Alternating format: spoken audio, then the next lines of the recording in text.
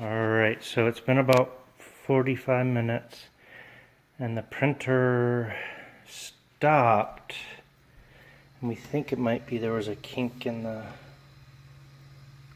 filament, because as it was uncoiling it was getting twisted and then it kinked.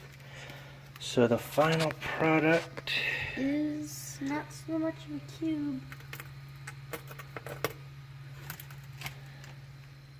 Whoa. Let's see it, Eliot.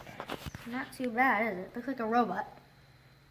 Let's see. Angle it in different ways. We can get a good look at it. Neat. So it's supposed to be a red cube with some support structure inside, I think.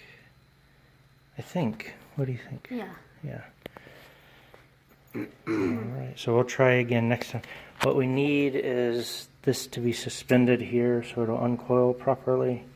But we don't have the attachment for that, so we'll get that. Should we take this off? Yes, let's take that off.